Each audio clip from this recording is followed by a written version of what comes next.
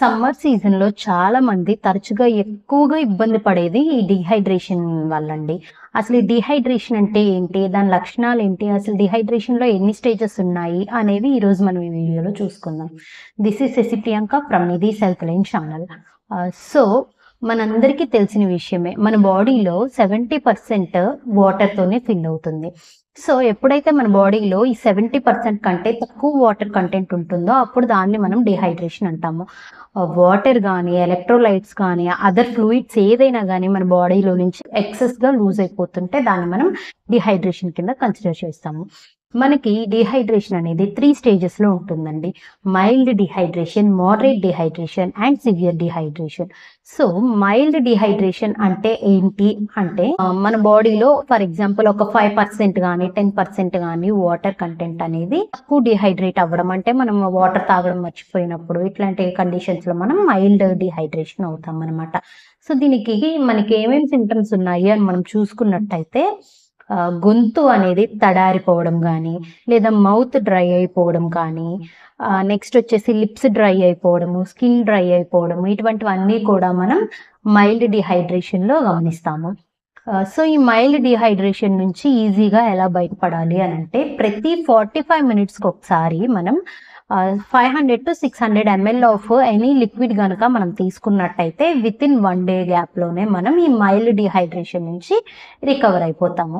Next మనకున్నది ఏంటి అనంటే మోడరేట్ డీహైడ్రేషన్ అండి. ఈ మోడరేట్ డీహైడ్రేషన్ అంటే ఏంటి అనంటే మన బాడీలో ఎప్పుడైతే కొంచెం ఎక్కువగా నార్మల్‌గా ఉండాల్సిన దానికంటే అంటే నార్మల్‌గా 70% ఆఫ్ వాటర్ ఉండాలి. సో, 60% ఉంది, 50% ఉంది అనంటే దాన్ని మనం మోడరేట్ డీహైడ్రేషన్ అంటాము. సో, ఈ మోడరేట్ డీహైడ్రేషన్ అనేది మనం ఎలా గమనించాలి? దీని లక్షణాలు ఏముంటాయి అని మనం చూసుకున్నట్టయితే ఇందాకడ మనం చెప్పుకున్నట్టుగా గొంతు తడారిపోవడము, మౌత్ అనేది డ్రై అయిపోవడము, లిప్స్ అనేవి డ్రై అయిపోవడము, స్కిన్ అనేది డ్రై అయిపోవడంతో పాటు మనకి హెడేక్ వస్తుంది. యూరిన్ అనేది బాగా డార్క్ కలర్‌లో ఉంటుందండి. అంటే బాగా పసుపచ్చ రంగులో ఉంటుంది. అండ్ కొన్ని సార్లు ఏంటంటే యూరిన్ అనేది పాస్ చేయాల్సిన దానికంటే తక్కువ మోతాదుల్లో పాస్ చేస్తాం. ఫర్ ఎగ్జాంపుల్ ఏంటంటే మనం ఎవ్రీ 3-4 అవర్స్‌కి ఒకసారి యూరిన్ అనేది పాస్ చేయాలి. నార్మల్ హ్యూమన్ బీయింగ్స్ ఎవరైనా సరే. సో, ఈ 3-4 అవర్స్ కాకుండా 5 అవర్స్‌కి ఒకసారి గానీ, 6 అవర్స్‌కి ఒకసారి గానీ యూరిన్ పాస్ చేస్తున్నారు. లేదా చాలా తక్కువ అమౌంట్ యూరిన్ అనేది పాస్ చేస్తున్నారు. లేదంటే అది బాగా డార్క్ కలర్‌లో ఉంటుంది. ఇవన్నీ కూడా మనకేంటంటే ఈ మోడరేట్ డీహైడ్రేషన్‌ని ఈజీగా ఐడెంటిఫై చేసుకోవడానికి లక్షణాలండి. సూచనలుగా మనం గమనించుకోవాలి. సో, ఈ మోడరేట్ డీహైడ్రేషన్ అనే దాన్ని మనం ఈజీగా ఎలా రికవర్ చేసుకోవాలి అనంటే ప్రతి 20 మినిట్స్‌కి ఒకసారి 200-250 ml ఆఫ్ వాటర్ అనేది మనం తీసుకున్నట్టయితే మనం ఈ మోడరేట్ డీహైడ్రేషన్ నుంచి ఈజీగా రికవర్ అవ్వడానికి ఛాన్సెస్ ఎక్కువగా ఉన్నాయి. నెక్స్ట్ వచ్చేసి మనకి సివియర్ డీహైడ్రేషన్ అండి. ఇది 3rd స్టేజ్. సో, ఇది చాలా డేంజరస్ స్టేజ్ అనమాట.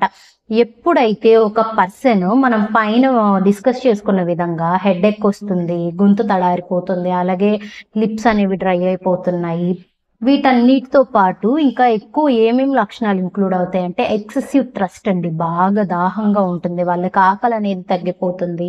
నీరసంగా ఉంటారు. దాంతో పాటు కన్‌ఫ్యూజన్‌గా ఉంటారు. బాగా ఇరిటేటింగ్‌గా ఉంటారు.